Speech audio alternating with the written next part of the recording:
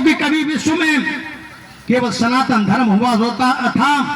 ये भगवान राम की भूमि है, भगवान कृष्ण की भूमि है, भगवान बुद्ध की धरती है, महाराणा प्रताप की धरती है।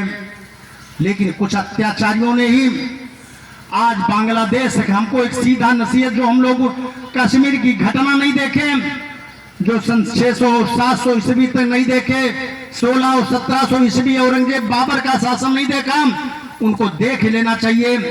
मैं तो उनके बारे में नहीं कहता, लेकिन जो उनके वंशज आज भी जहां जहां पर भी हैं और जो अत्याचार भी कर रहे हैं, मैं तो कहता हूं बांग्लादेश को उनको खुद मुड़कर देखना चाहिए कि किस विषम परिस्थिति में आज वहां पर उन्होंने सनातन धर्म छोड़ रहे हैं, किस विषम परिस्थिति में इस्लाम धर्म ग्रहण कर रहे हैं। शायद आपके साथ भी, आपकी बहन के, आपकी दादी और परदादी के साथ यही अत्याचार हुए होंगे, तब आपने सनातन धर्म छोड़ा था। लेकिन आज इस देश का सम्राट हिंदुत्व की सरकार, भगवान राम के वंशजों की सरकार है, कोई डरने की आवश्यकता नहीं। महाराणा प्रताप के वंशज हैं, मैं उनका भी आह्वान करता हूं कि आज आपके ऊपर कोई अत्याचार नहीं है, कोई दबाइए नहीं है। आप अपने पुरखों को याद करके उन लोगों को पुनः इस अत्याचार को देखते हुए अपने सनातन धर्म में वापस आ जाना चाहिए और इन संतों के शरणों में आ जाना चाहिए। शायद उनके जिस दिन संतों के शरणों में आ जाएंगे, उनके सारे पाप धुल जाएंगे जाकर के, और वो अपनी पीढ़ी के लिए उद्धारक होंगे जाकर के। यही साथ आज बांग्लादेश हम देख रहे हैं अत्याचार, आज उनको सोचने के लिए मजबूर होना पड़ेगा। आज 10,000 लोग भारत के अंदर इस घटना के बाद से 10,000 मुसलमान के मानने वाले लोग वो सनातन धर्म को वापस आए हैं और कई भी स्वीकार करना शुरू कर दिया है कि निश्चित तौर से वास्तविक धर्म अगर है, वो आपसी सौहार्द का अगर धर्म कहा जाता है, वो केवल हिंदू सनातन धर्म है। आज वापसी करने लिए हैं और वापसी के लिए ये संत समाज, हम सब लोग उनके तैयार हैं कि आए।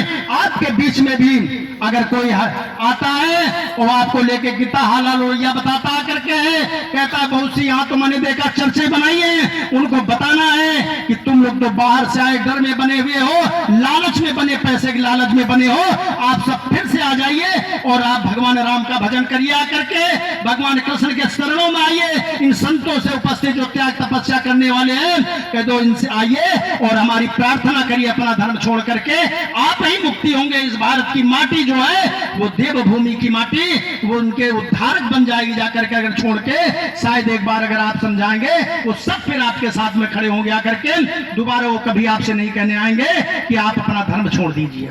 हमको आप बॉर्डर पर हैं, भगवान राम 14 वर्ष तक वन के लिए गए, अगर चाहते तो राजयोग होने जा रहा था, राज तिलक नहीं जाते, लेकिन ये तो उनकी मन की इच्छा थी, देवों से उनका निवेदन था। माता कैकेयी ने उनको जंगल भेजा, लेकिन जंगल भेजने के लिए जब भगवान स्वयं कुछ करते हैं तो निश्चित उसके पीछे कोई ना कोई राज होता है। आप सबके बीच जान करके, क्योंकि मानव की भूमिका में उनका आगमन हुआ, जंगल जंगल गए, आपके बीच रहे, आपके परिवारों में रहे, भीलनी उनके निषाद जी उनके साथ में रहे। शबरी जैसों को झूठे बेर खाए जाकर के किस लिए खाए थे? अपने पेट भरण के लिए नहीं, इस समाज को जोड़ने का काम अगर करने का काम शुरू किया था, वो भगवान राम ने किया था। उन्होंने दिखाया था कि वो चाहे राजा हो, देश का प्रधानमंत्री हो, चाहे मुख्यमंत्री हो, चाहे वो गांव का वनवासी हो, हम सब एक हैं, एक भगवान के संतान हैं। इसलिए वो जंगल को आपके पास जाकर के मानवता का पाठ पढ़ाया था भगवान राम जी ने। हम सब उनके आदर्शों पर चलते हुए, उनके भाई भरत से सीखते हुए, भरत जी ने क्या किया? 14 साल भगवान राम ने वनवास किया, लेकिन भगवान भरत को राजगद्दी दी गई। उन्होंने कहा ये अधिकार हमारा नहीं है, ये बड़े भैया का अधिकार है। आज हम छोटी छोटी खेत की मेड़ के लिए, घर के आंगन की जगह के लिए भाई भाई को मार रहे, भाई भाई के लड़ रहे, हम हमारा सनातन बहुत सा इसीलिए टूट रहा है। हम कतई नहीं भगवान भरत से सीखेंगे, भगवान राम से सीखेंगे, जो जिसका अधिकार उसको देंगे, आपस में किसी से लड़ाई नहीं करेंगे और बैठ करके जो बुजुर्ग होंगे उनके साथ बैठक करेंगे। हम अब थाने चौकी जाने की जरूरत ही नहीं है, न किसी दूसरे धर्म के पास जाएंगे। ये कौन शिक्षा दिया? सबसे पहले ये भगवान राम ने दी शिक्षा थी, इसीलिए आपके बीच में आए थे। हमसे इससे बड़ा कोई धर्म श्रेष्ठ नहीं है। आप सब उनके वंशज हैं। मैं आप सबको नमन करता हूं, वंदन करता हूं कि आप आज भी इस बॉर्डर की, देश की सुरक्षा में लगे हो।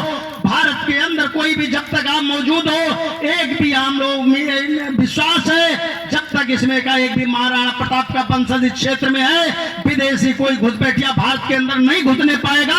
ये काम भी है, वो अगर घुसेगा तो निश्चित से वो जहां से आया है उसको वापस करने की भी जिम्मेदारी हमारी आपकी होगी। ऐसा हमारा दृढ़ संकल्प है कि कहीं भी भारत की सुरक्षा से खिलवाड़ नहीं होगा। हम सब उसकी निगरानी करेंगे। सर्वधर्म हमारा सबसे श्रेष्ठ धर्म हमारा है। इसी बात का मन में विश्वास करते हुए जो इतने दिन, 3 दिन तक यहाँ प्रशिक्षण हुआ है, आपने भजन कीर्तन किया है, इसकी पूरे 1 वर्ष तक हम राष्ट्र की सेवा के लिए आपकी जिम्मेदारी बनती है, अपने समाज के लिए जिम्मेदारी बनती है। अगले 1 वर्ष के बाद फिर हम लोग यहाँ पर मिलेंगे। आप सबको नमन करते हैं, सबको वंदन करते हैं। आप लोग घर छोड़ करके इस तरह ठंडक में